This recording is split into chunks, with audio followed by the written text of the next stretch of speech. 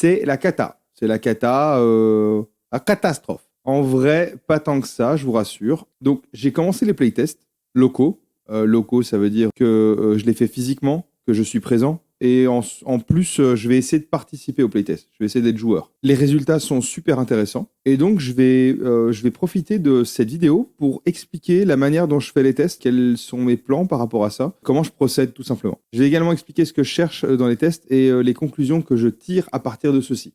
Je pense que ça peut être super intéressant. À savoir que là, je suis en train de créer la 3e version du jeu.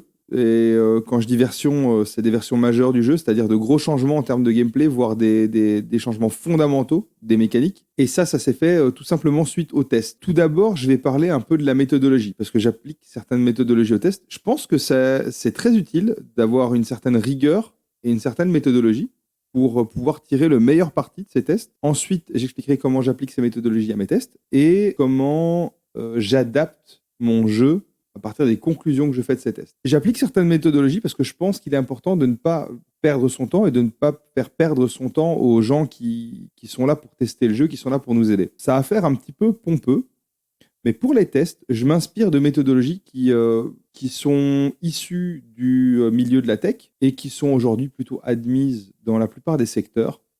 C'est la méthodologie du design thinking, dans tout ce qui est création de produits. Et ça, dans un contexte Lean Startup. Donc, à nouveau, voilà, ça fait très pompeux, mais ça fait sens. Je m'explique. Pas de panique, l'idée est simple, c'est de se focaliser sur les objectifs qu'on cherche à atteindre en créant un produit. Vraiment sur les objectifs fondamentaux.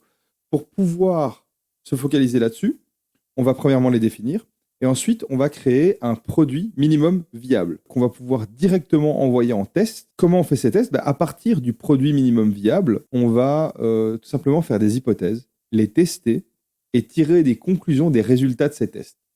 Voilà la manière dont fonctionne le design thinking ainsi que le Lean Startup. À partir des conclusions des tests, on va créer des adaptations, des changements, voire parfois complètement pivoter sur le produit. Ensuite, on repart sur de nouvelles hypothèses, de nouveaux tests, de nouvelles conclusions, etc. Et on va itérer. Dans l'informatique, maintenant, si on parle même plus de software, ce processus ne s'arrête jamais. On va continuer à tester les nouvelles fonctionnalités, tester les besoins des clients, créer ces fonctionnalités et tout simplement faire les mises à jour et fournir ces différentes fonctionnalités. C'est pas possible dans un jeu de société parce qu'un jeu de société, une fois qu'on l'a fait, il est imprimé, il n'y a pas moyen de le changer. Donc, je vais appliquer ces méthodologies tout simplement à la création du jeu. Comment est-ce que j'adapte cette idée à la création du jeu ? Tout simplement, premièrement, je vais définir ce que je recherche avec le jeu. Quel est vraiment mon objectif principal pour le jeu ? Et ensuite, je vais créer un prototype minimum viable à partir de mes idées. Ce prototype va être vraiment minimaliste et il va me permettre d'itérer sur certaines hypothèses, mais très très tôt dans le processus créatif. Et ça va me permettre de ne pas perdre mon temps. Maintenant, comment ça se traduit tout simplement dans le cadre du prototype que je suis en train de créer ? Si vous ne savez pas du tout de quoi je parle, je parle tout simplement d'un prototype de jeu sur lequel je travaille. N'hésitez pas à regarder la vidéo où je présente le prototype pour connaître un petit peu la manière dont il fonctionne et ses mécaniques. Le but de ce jeu est de s'amuser, de bluffer, de vouloir mettre des bâtons dans les roues des joueurs adverses. L'idée, c'est de se focaliser sur un jeu qui fera 45 minutes, 1 heure. Donc ici, voilà, j'ai mes besoins fondamentaux. Je vais réaliser un premier prototype minimum avec des idées de gameplay évidemment que j'ai, part pas de nulle part, mais sans aller trop loin. Il faut juste qu'il soit viable. Pour qu'il soit viable, il faut qu'il soit jouable. Ça, c'est très important. Il ne faut pas faire perdre son temps aux gens. Il faut que le prototype soit viable. Donc, il faut que ce soit un jeu complet. Mais il y a certaines manières de gagner du temps dans la création du prototype. Donc, premièrement, pas besoin de définir une fin de partie.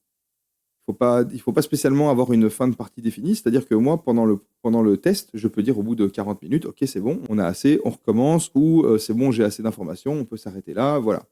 Il n'y a pas besoin d'une fin de partie précise. Ensuite, si le jeu nécessite par exemple 50 cartes, mais qu'avec 10 cartes, on a assez pour le test, faut pas faire 50 cartes. Il faut faire 10 cartes, tester, parce que si ça se trouve, les mécaniques qui sont liées aux cartes, la manière dont les cartes sont designées, la manière dont les cartes sont intégrées au jeu, toutes ces choses, on se trompe, il va falloir le changer.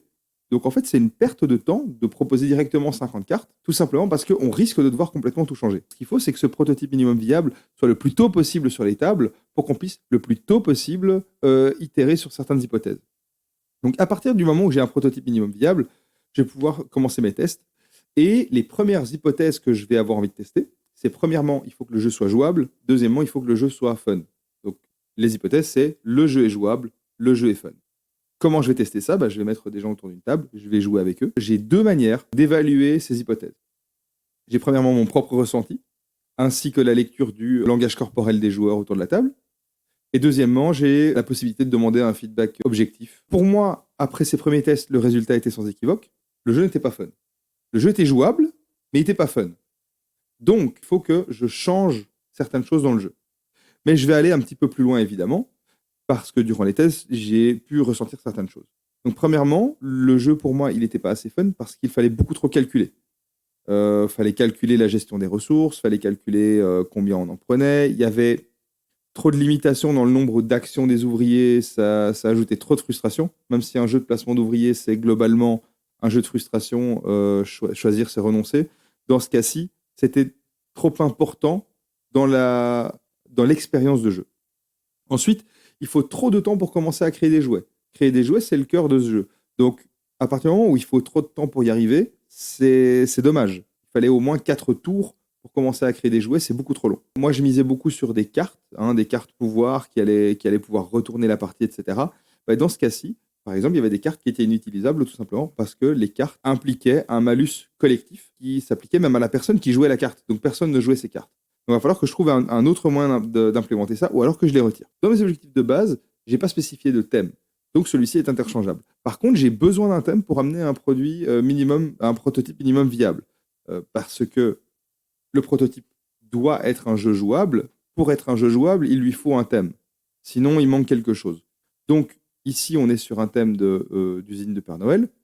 Ce thème est complètement interchangeable parce qu'on est sur un prototype minimum viable. Ce thème, je l'y ai mis juste pour qu'il soit viable, mais il ne fait pas partie de mes objectifs. Ce serait complètement différent si mon objectif était de faire découvrir les traditions autour de Noël. Dans ce cas-là, le thème serait central et donc mon prototype minimum viable se focaliserait là-dessus et mes hypothèses tourneraient autour de ça. Suite à ce test, j'ai réalisé des modifications fondamentales à mon jeu, dans le gameplay, dans les mécaniques. Il y a de gros changements. Quelles sont les différences que j'ai intégrées entre la version 1 et la version 2? Je ne vais pas rentrer trop dans les détails parce que, à mon avis, je vais faire une vidéo qui tournera autour du fait que le thème et les mécaniques doivent bien s'emboîter et bien fonctionner ensemble.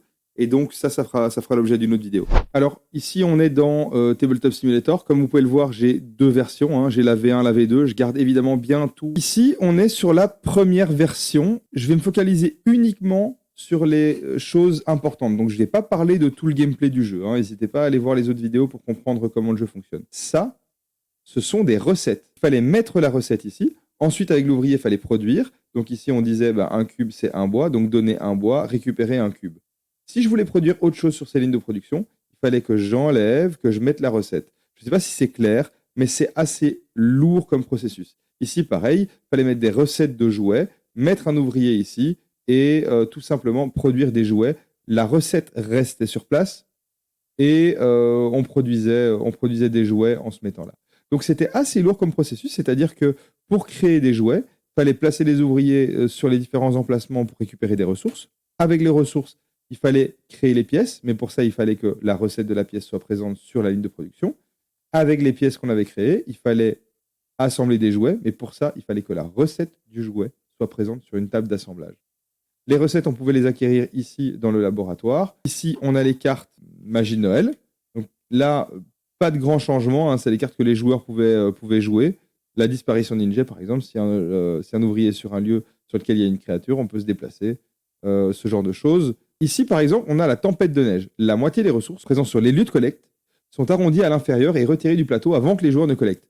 Donc ça, c'est typiquement une carte qui, si on la joue, parce que ça sont des cartes qu'on est censé jouer, implique un malus, même pour le joueur qui la joue. Donc voilà un petit peu les différentes choses. Alors en termes d'aléatoire, il n'y avait pas grand-chose qui se passait. Quelles modifications j'ai faites pour arriver à la V2? Premièrement, on peut voir que sur le plateau joueur, il n'y a plus d'emplacement ouvrier pour créer des jouets. En effet, à partir de maintenant, créer des jouets n'est plus une contrainte. On peut créer des jouets quand on veut, tant qu'on a les pièces. Ensuite, ici, on voit que toutes les lignes de production sont assignées aux pièces et que toutes les pièces sont disponibles. J'ai complètement retiré le système de recettes que je trouvais super lourd, où il fallait assigner une recette, etc. Ça diminue grandement le nombre de tokens nécessaires pour le jeu. et ça simplifie de loin les processus. Ça veut dire que dorénavant, je peux aller chercher des ressources, des matières premières, venir ici produire des pièces et directement produire des jouets sans avoir à y assigner d'ouvriers. On divise par 2 le temps nécessaire pour commencer à produire des jouets, donc c'est assez énorme. Ensuite, ce que j'ai ajouté, c'est ceci. À partir de maintenant, les cartes qui infligent un malus collectif sont des événements qui impacteront tous les joueurs, quoi qu'il arrive, et un nouvel événement sera tiré à chaque tour. Ce que j'ai ajouté, par contre, c'est des événements qui impliquent des effets positifs pour tout le monde. Par exemple, la tempête de neige, elle se trouve ici maintenant. Elle est là, elle intervient de manière aléatoire. J'ai également ajouté ceci, parce qu'il n'y avait pas vraiment de sens d'objectif dans la première version. Dans la première version, on créait des jouets sans vraiment savoir pourquoi. Et donc, au final, ce qui se passait, c'est qu'on allait tout simplement essayer d'optimiser et créer les jouets qui rapportaient le plus de points. Ici, on a ce que j'ai appelé les lettres au Père Noël. Donc, cher Papa Noël, j'ai été ça, je veux une poupée parlante ainsi qu'une peluche. Chaque joueur va avoir des lettres au Père Noël et ça va être la manière de marquer des points. C'est la manière que j'ai trouvé de forcer les joueurs à aller dans une direction plutôt qu'une autre et à optimiser leur production différemment des autres joueurs parce que chaque joueur a une lettre au Père Noël différente. Ici, on voit que c'est un jeu vidéo et un skateboard. Dans cette idée de devoir s'adapter en cours de partie, etc., j'ai voulu donner aussi la possibilité aux joueurs de s'adapter. Pour ceci, j'ai ajouté ceci sur les plateaux joueurs. Ce sont des possibilités d'amélioration. Et à ce moment-là, par exemple, ceci diminue le coût des pièces. Ceci ajoute le 5e ouvrier. Il faut l'acheter. Ceci ajoute la possibilité de produire sur une ligne de production, tout simplement à chaque tour gratuitement sans assigner d'ouvrier. Ce que j'ai également ajouté pour que la satisfaction arrive plus tôt dans l'esprit des joueurs, c'est que si je suis le premier à produire ce jouet, ou ce jouet, etc., je vais marquer des points immédiatement. Ça va pousser le joueur à assembler des jouets rapidement et à marquer des points très rapidement. Donc en termes de satisfaction, ça arrive beaucoup plus tôt dans la partie. J'ai entre guillemets simplifié le gameplay, mais j'ai ajouté des éléments. Je trouve on est déjà un petit peu trop loin dans le prototype. On n'est plus dans le prototype minimum viable. Et là, en l'occurrence, vous allez le voir, je me suis un petit peu perdu dans les différentes mécaniques. J'ai perdu pas mal de temps. Une fois que j'ai fait ma deuxième version, les hypothèses peuvent être beaucoup plus précises. Parce que dorénavant, je sais un petit peu plus ce sur quoi je veux aller. Donc, les hypothèses pour les deuxièmes tests seront calculer et se prendre la tête ne seront plus prédominants dans le jeu. Donc ça, c'est une hypothèse que je fais à partir des changements que j'ai réalisés. Les éléments aléatoires apportent du fun au jeu. Ça, c'est attesté, parce que si ça se trouve, je me trompe. Les joueurs arrivent à se mettre des bâtons dans les roues, parce que pour moi, c'est une manière d'apporter du fun, et donc il faut que je teste. Et on a rapidement une certaine satisfaction à jouer. Voilà, ça pour moi c'est important parce que j'ai détecté que c'était une grosse faille du jeu dans la première version. Évidemment, on est assez tôt dans la création du jeu, je le mentionnais, donc les hypothèses ne se vérifient pas spécialement par des résultats mesurables. Donc pour l'instant, on est dans le feeling. Évidemment, plus tard, dans les différentes itérations, j'aurai des hypothèses qui ressembleront plus à « mon jeu est équilibré ». Et à ce moment-là, j'aurai des résultats mesurables, c'est-à-dire que si dans la plupart des tests, les joueurs gagnent de la même manière et perdent de la même manière, clairement, le jeu est déséquilibré. Et ça se fait avec des statistiques de jeu. Mais ça ne m'empêche pas de me baser sur des faits. C'est pas parce que ce n'est pas des résultats mesurables que ce ne sont pas des faits. Et donc, demander l'avis des gens directement, c'est un fait. C'est pour ça qu'il faut s'entourer de bonnes personnes qui vont nous donner un feedback constructif et honnête. Les conclusions de mon deuxième test sont les suivantes. Le calcul et la prise de tête sont toujours omniprésents malgré tout. C'est dommage.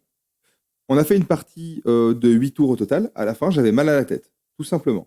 Donc, c'est un échec. Pas que le jeu n'est pas chouette, mais c'est un échec. J'ai tiré évidemment d'autres conclusions de ce test. Le jeu dure beaucoup trop longtemps.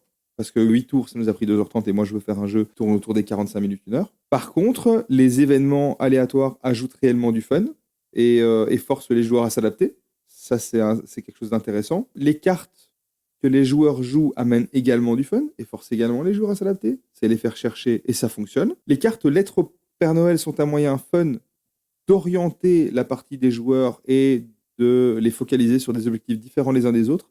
Et donc, une partie ne sera pas forcément la même qu'une autre. Et dans sa deuxième version, le jeu permet de créer beaucoup plus rapidement des jouets et de la satisfaction. Notamment avec le fait que le premier joueur qui crée un jouet marque un certain nombre de points. On avance assez tôt sur la piste de points de victoire.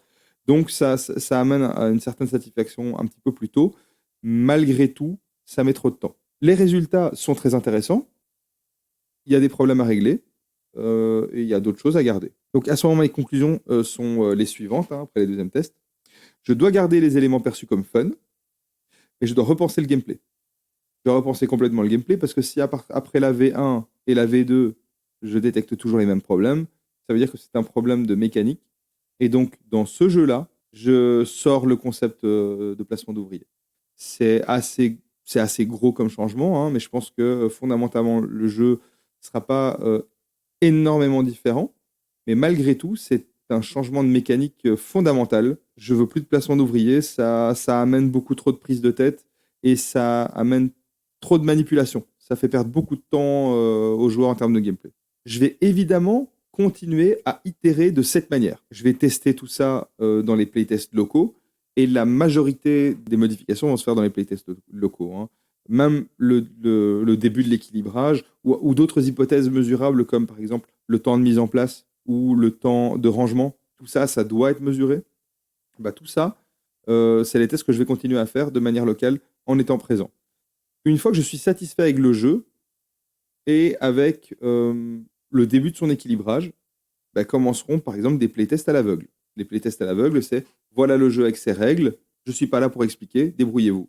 À ce moment-là, ce qu'on va plus tester, c'est le livre de règles et la manière dont les règles sont expliquées, ainsi que le graphic design et comment l'iconographie sert le jeu, comment les cartes, à quel point les cartes sont claires, etc., etc. Pour ça, il faut être assez carré dans la manière dont on fait ces playtests, c'est-à-dire qu'il faut peut-être un formulaire clair, pas trop de questions, mais juste ce qu'il faut pour obtenir les réponses que l'on cherche, pas que l'on veut, que l'on cherche. Comment faire les playtests à l'aveugle? Personnellement, j'ai 2 options. Il y a toujours l'option d'avoir le jeu sur Tabletop Simulator, c'est-à-dire que tous les gens qui sont... il y a des communautés sur Internet qui sont volontaires pour tester les jeux. À ce moment-là, je peux publier le jeu et proposer à des gens de le tester de manière digitale. Et puis, il y a aussi la possibilité de faire, je sais pas moi, 1 ou 2 exemplaires physiques et juste de les envoyer chez des gens et de dire, voilà, le jeu, il est là. Testez-le comme si c'était un nouveau jeu que vous venez d'acheter. Je reviendrai évidemment sur cette partie de test à l'aveugle quand il sera temps de le faire, hein. Là, c'est une vidéo qui se focalise sur les playtests locaux et la manière dont j'intègre les playtests dans la création du jeu, tout simplement. Maintenant, quand il s'agira d'équilibrage, etc., j'y reviendrai plus tard, à mon avis. Donc, pour moi, la manière dont je le vois, les playtests sont vraiment primordiaux. Il ne faut pas trop s'attacher à une mécanique, il ne faut pas trop s'attacher à un thème. Faut s'attacher à pas grand-chose quand on commence ces playtests parce que les conclusions peuvent être surprenantes. Et je pense que quand on a la tête dans le guidon et qu'on est dans le jeu, etc., si on donne trop de sa personne, qu'on va trop loin dans la création du jeu, on sera hermétique au retour et on sera aussi hermétique au changement et on voudra pas sortir des choses qui fondamentalement nous empêchent d'avancer. Par exemple, le jeu, ici, les personnes avec qui j'ai testé le jeu m'ont dit il est chouette, il est cool, on veut aller jusqu'à la fin de la partie, on aime bien calculer, on aime bien chercher à optimiser, etc. Très bien, je vais récupérer certaines idées, je vais en garder sur le côté, mais c'est pas l'idée. Donc je vais complètement changer. Ça, c'est un autre projet potentiel, je sais pas.